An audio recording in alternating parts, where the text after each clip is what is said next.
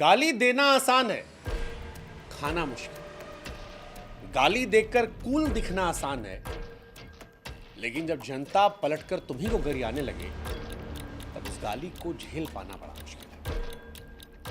यकीन ना हो तो समय रैना के इस पोस्ट को पढ़ लीजिए, जिसमें वो लिखते हैं कि जो कुछ हो रहा है वो झेल पाना बड़ा मुश्किल है और इसीलिए सारे वीडियोस को डिलीट कर दिया गया। लेकिन अब ऐसा लगता है कि नग्नता और फूहड़ता की गंध के अंत की तरफ अब कदम बढ़ चुका है। ये वही गंध है जो साल 2015 में शुरू हुई थी, एआईबी वाली गंध। उस दौर में भी इस गंध का विरोध हुआ था, बड़े पैमाने पर हुआ था, लेकिन फिर धीरे धीरे लोग शांत हो गए। लेकिन इस बार समय के शो में जब पहले एक महिला के ब्लाउज को काट के बीच में और उस पर ठहाके लगे और उसके बाद माता पिता को लेकर सेक्स करने की कल्पना की गई, कहा गया 6 इंच का पैंट में होना चाहिए, उस पर जश्न मनाया गया, तो फिर इसने हदों को पार कर दिया। मां बाप को सेक्स करते देखने की इच्छा जब कुलाचे मार रही थी और उसको देखने की हसरत जग रही थी, तो शायद सारी दुनिया को इस बात का एहसास हो गया था कि यह हसरत असभ्यता, अभद्रता, अश्लीलता, अराजकता की हद थी और हद पार हुई थी। और इस हद पार होने का ही असर है कि आज इस देश में दुकानदार से लेकर अधिकारी, व्यापारी से लेकर नेता, मंत्री, किसान, लेफ्ट राइट, हर आदमी एक सुर में इसका विरोध करता है।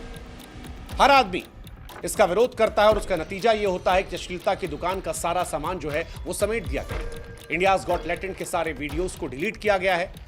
कहना पड़ रहा है कि अब झेल नहीं पा रहे।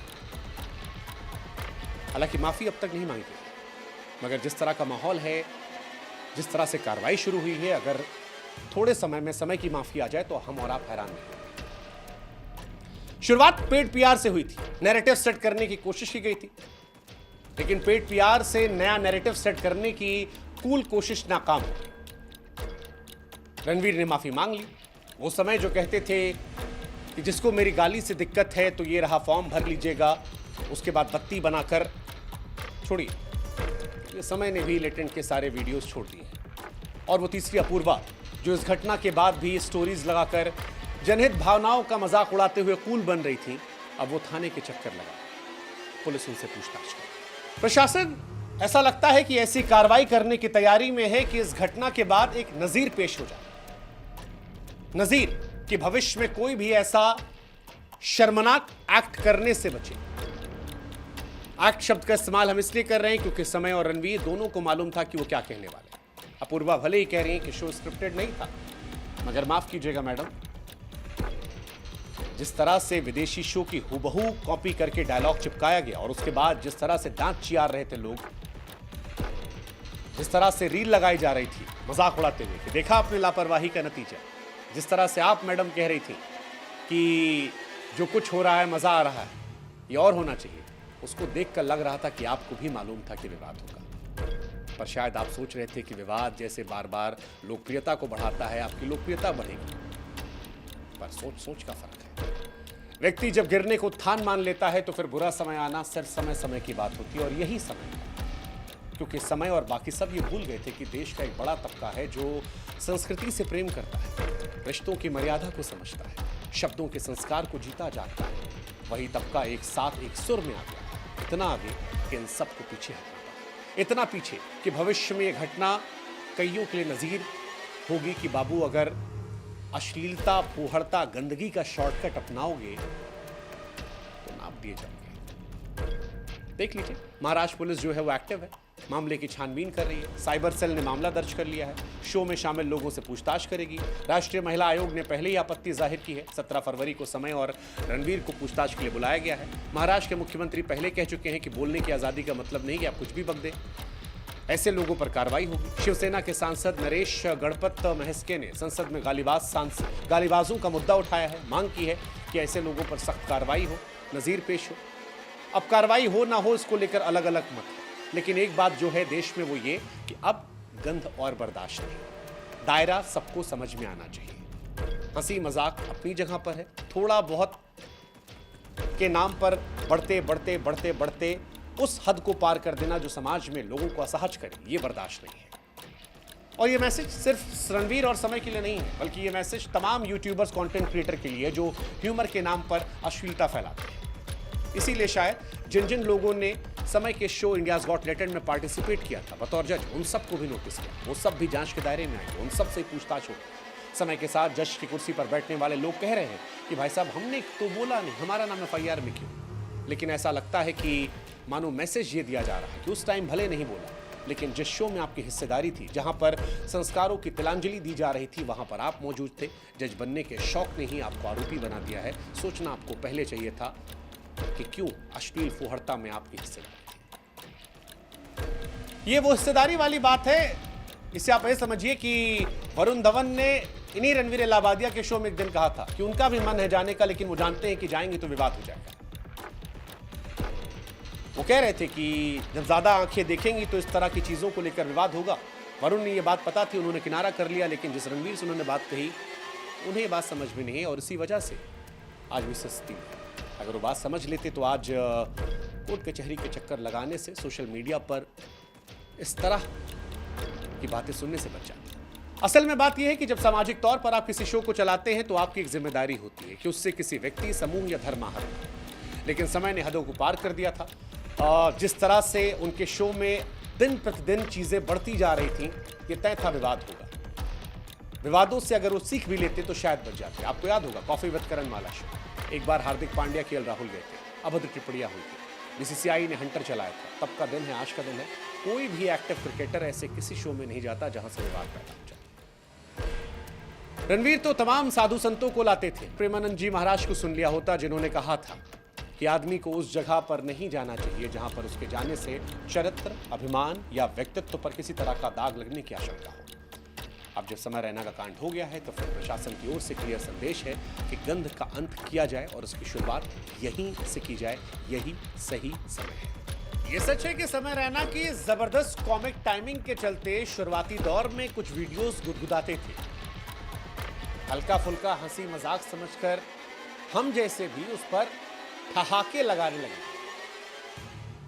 लेकिन वक्त के साथ जब गिरने को व्यक्ति उत्थान माने, मर्यादा की लकीर के उस पार चला जाए, सार्वजनिक शो में किसी महिला के कपड़े फड़वाकर उससे TRP ली जाए, माँ बाप के सेक्स करने की कल्पना की जाए, उसमें शामिल होने का जिक्र हो जाए, किसी के पैंट के अंदर 6 इंच की बात रखकर TRP कमाई जाए, 2 करोड़ रुपया देकर कहा जाए कि आओ, और उसके बाद सफाई में कहा जाए कि किसी दिन कोई महिला अगर मेरे शो में कपड़े उतरवा दे पूरे तो इंटरनेट फट जाएगा। ऐसी तमन्ना जब बढ़ जाए तब हंसी असहजता और घिनौनेपन में बदल जाती है। हमें यह एहसास था, इसीलिए बीते कई महीने में कई बार ऐसी असहजता पर सार्वजनिक विरोध किया गया था। रैना के शो में 33 साल की महिला जो 15 साल के बच्चे की मां थी वो आई और सोशल मीडिया पर फिलहाल वही ट्रेंड कर। क्या इंस्टाग्राम फॉलोअर्स और लाइक्स के लिए कुछ भी? और ये बहुत चिंताजनक है क्योंकि कोई कह नहीं रहा, लेकिन ये आने वाली पीढ़ियों को दे क्या रहा है? क्रिएटिविटी के नाम पर अश्लीलता, कुहड़ता, गंदगी। मैं सोशल मीडिया प्लेटफॉर्म जब देखते हैं बहुत गंदगी हो गई। लड़का है तो वो कुछ गाली बकेगा, लड़कियां हैं तो अपने कपड़े कम करेगी।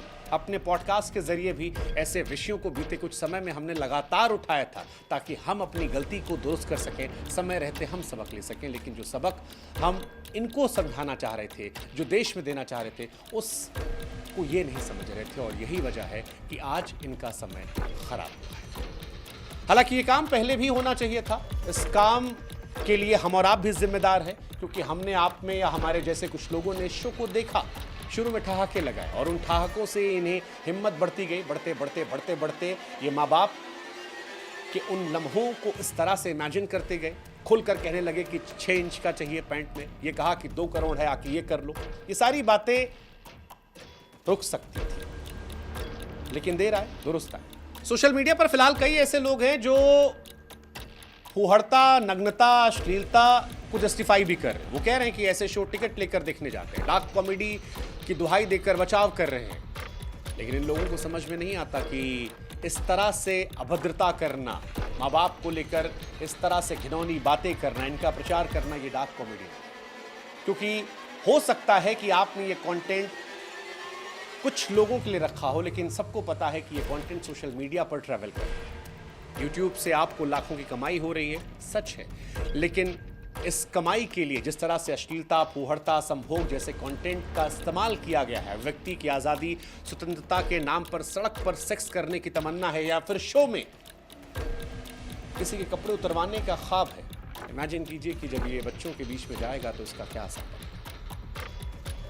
हैरानी इस बात की भी, किसी के माँ बाप ने आकर यहाँ पर नहीं कहा। शायद माँ बाप को भी लग रहा था कि लाइक्स बढ़ रहे हैं, सब्सक्राइबर बढ़ रहे हैं, पैसे आ रहे हैं, क्यों रोका जाए। औलादें अश्लीलता का आकाश रच रही थीं, आप नोट गिनने में व्यस्त थे। सही गलत भाग में जाए। आज हर व्यक्ति के पास मोबाइल है। 8 से 9 साल के बच्चे मोबाइल देखते हैं, रील चलाते हैं, समय बिताते हैं। माँ बाप से खासतौर पर हम ये कहना चाहते हैं कि क्या आपने कभी गौर किया कि आपका बच्चा क्या देख रहा है, और अगर ये देख रहा है तो क्या आपको एहसास हुआ कि इससे उस पर क्या असर पड़ रहा है। वो जो इस कार्रवाई के खिलाफ है, उन्हें समझना पड़ेगा कि कहीं से तो शुरुआत होनी थी। इस कार्रवाई का असर यह होगा कि भविष्य में लोग फूहड़ता वाली बात कहने से बचेंगे। अभद्र अश्लील जोक मारने से पहले कोई भी 100 बार सोचेगा। कोई भी बड़ा आदमी, पब्लिक फिगर ऐसे शोज में जाने से बचेगा। सबसे बड़ी बात, माँ बाप को एहसास होगा कि उनका बच्चा क्या देख रहा है या क्या बना रहा है, क्या बनाकर सोशल मीडिया पर डाल रहा है। हमें ऐसा लगता है कि ऐसे कंटेंट पर लगाम लगनी चाहिए। भारी पीआर के बीच में भी दोबारा ये वीडियो बनाकर इस मुद्दे को हम उठा रहे हैं। हम जानते हैं कुछ लोग इसका विरोध करेंगे, इसके जरिए हमें भी निशाना बनाया जाएगा, हम पर भी आरोप प्रत्यारोप होंगे, लेकिन फिर भी हम उम्मीद करते हैं कि आप हमारा साथ दें। हम उम्मीद करते हैं कि इन आवाज़ों से उन तक आवाज़ पहुंचेगी जो इस पर ठोस कदम उठा सकते हैं, और उम्मीद करते हैं कि बेहतरी की ओर कदम उठाए जाएंगे। लगाम लगाई जाएगी उन लोगों पर जो अपने फायदे के लिए नग्नता, अश्लीलता को परोसते हैं। और जाते जाते हम सिर्फ एक बात कहना चाहते हैं कि जुबान पर लगाम दिखती नहीं है, मगर होनी चाहिए। फिर कहेंगे समय के साथ जो कुछ हो रहा है या बाकी लोगों के साथ, वो सबक है कि व्यूज़ बढ़ाने के लिए शॉर्टकट अपनाओगे तो आक्रोश एक दिन अलग स्तर पर आपको ले जाएगा, और इस आक्रोश के साइड इफेक्ट को झेलकर आप अलग थलग पड़ जाओगे। बेहतर है समय रहते सबक ले लो, सुधर जाओ।